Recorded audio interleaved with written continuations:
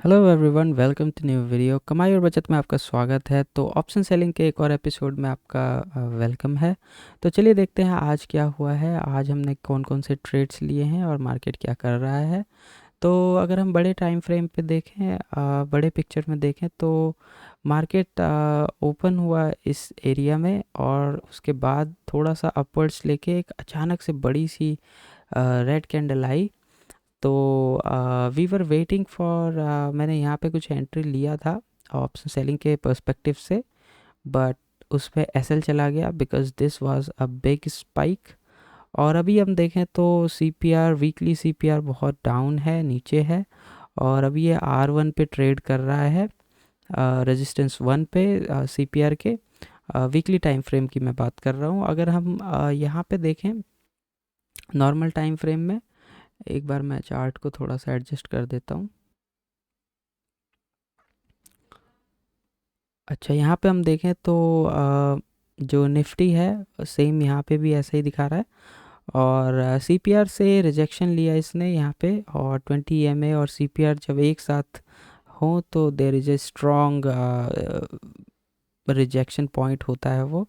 CPR और 20 EMA जहाँ पे एक दूसरे को इंटरसेक्ट कर रहे होते हैं या एक दूसरे के करीब होते हैं, तो वहाँ पे एक स्ट्रॉन्ग बुलिश या बेरिश मोमेंटम देखा गया है और ऐसा माना जाता है। तो ठीक है, यहाँ पे भी ऐसा ही हुआ, एक स्ट्रॉन्ग मोमेंटम यहाँ पे आया डाउन साइड का। और उसके बाद मार्केट थोड़ा सा टाइम पास कर रहा है और प्रीवियस डे लो के ऊपर अभी इसने ब्रेक किया है थोड़ी देर पहले, और अभी प्रीवियस डे से ऊपर ही ट्रेड कर रहा है। ठीक है, तो देर इज़ अ चांस कि ये रिवर्स होके थोड़ा सा इसी रेंज में रहे, या फिर देखते हैं क्या होता है। बैंक निफ्टी देखें तो बैंक निफ्टी का थोड़ा टाइम फ्रेम में चेंज करता हूँ। बैंक निफ्टी थोड़ा सा इंटरेस्टिंग है क्योंकि सीपीआर और 20 EMA थोड़ा सा दूर ही था, लेकिन फिर भी इसने जंप लगाया क्योंकि निफ्टी में सेल आया तो इसमें भी सेल आया है। और ये भी प्रीवियस डे लो से जो है ऊपर ट्रेड कर रहा है अभी दोनों। प्रीवियस डे लो से ऊपर ट्रेड कर रहे हैं। ओके, तो चलिए देखते हैं हमने कौन कौन से ट्रेड्स लिए और क्या क्या हुआ आज। अगर मैं चार्ट दिखाऊं तो आपको यहाँ पे मैंने 100 पे जो है इसका लगा के रखा था। और जब ये वाली कैंडल बनी ग्रीन वाली तो यहाँ पे एक स्पाइक लगा, और ये स्पाइक लगभग 147 तक गया था, बट मेरा 100 पे था तो 100 पे वो टच हो गया। मैंने किस बेस पे 100 रखा था? मैंने इसलिए रखा था, एक तो इसका स्विंग जो है 100 का था डे का थोड़ा सा, और दूसरी बात है कि यहाँ पे R1 के ऊपर ट्रेड कर रहा था। तो आई वॉज लुकिंग कि R1 के ऊपर अगर है तो थोड़ा सा एक ऐसा बड़ा सा कैंडल बनना चाहिए, जो कि अचानक से बन गया और अनएक्सपेक्टेड था पर हो गया ऐसा। ठीक है, दूसरा देखें तो पुट साइड पे मैंने एक ट्रेड लिया था। जैसा मैंने बताया स्टार्टिंग में ही एक ट्रेड लिया था, क्योंकि मार्केट यहाँ से थोड़ा सा दिखा रही थी बुलिश मोमेंटम सा, मुझे लगा ऊपर है तो ऊपर की तरफ जा सकता है, बट ऐसा नहीं हुआ।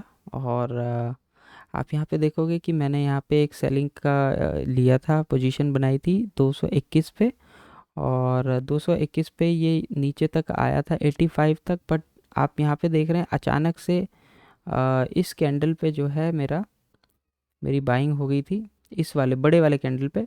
क्योंकि 221 पे अगर हम देखें तो 221 221 plus, sorry, plus 221 is going to be 442। तो यहाँ पे आप देख रहे होंगे कि 442 के आसपास जो है इसकी एग्ज़िट हो गया था एग्जैक्ट डबल पे, तो लगभग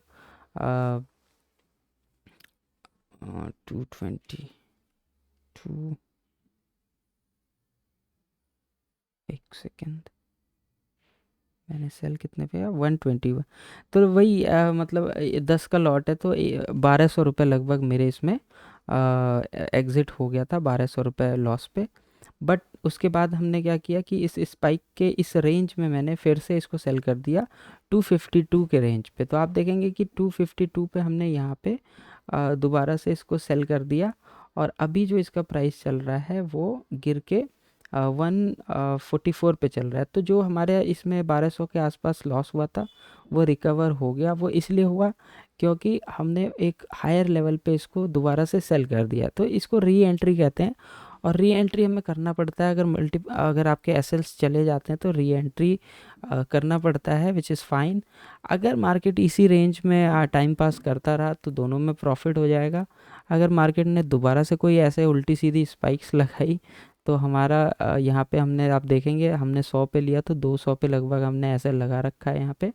और सेम यहाँ भी हमने ऐसे लगाया हुआ है, क्योंकि हमने इसको बाय कितने पे किया है, 252 पे किया है, तो 252 प्लस 252 504 पे हमने इसका ऐसे लगाया हुआ है, एग्जैक्ट डबल। तो अगर इस बार ये जाता है तो हमें 2000 का नुकसान होगा। थोड़ा सा अनलाइकली है, लेकिन हाँ, मार्केट अगर अचानक से गिर गया तो ऐसा हो सकता है, बट ऐसे में हमारे पास यहाँ भी थोड़ा बहुत प्रॉफिट बुकिंग हो जाएगी। अगर गिरेगा तो कॉल भी गिरेगा। अभी ये दोनों डाउन है, जहाँ पे भी हमने लिया है उससे, तो हमें दोनों तरफ प्रॉफिट दिख रहा है। आप देखें तो 94-95 रुपीज़ जो है हमें अभी प्रॉफिट दिखा रहा है। तो शाम तक में मैं आपको और अपडेट कर दूंगा, इंस्टाग्राम पे मैं डाल दूंगा at the end of the day कि क्या होता है। एक बार हम लास्ट टाइम का देखें तो देखते हैं क्या है।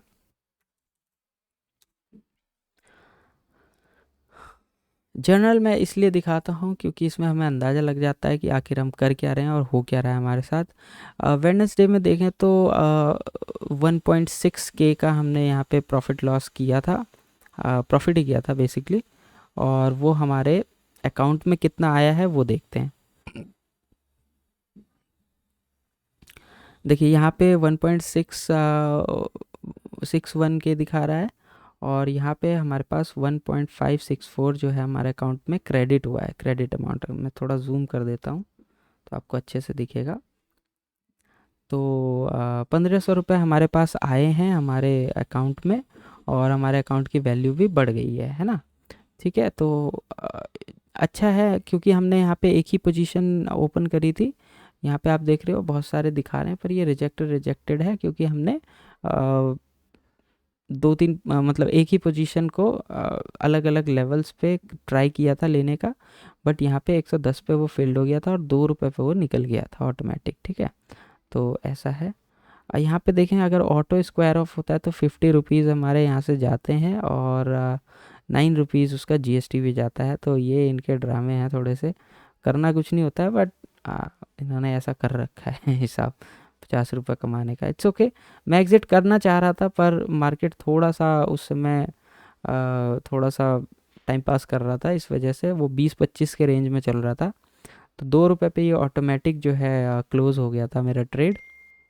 तो ये अभी चल रहा है। ओके, तो अभी इतना ही है, और नेक्स्ट टाइम हम देखते हैं क्या होता है। यहाँ पे आप देख रहे हैं मार्केट थोड़ा अप एंड डाउन कर रहा है।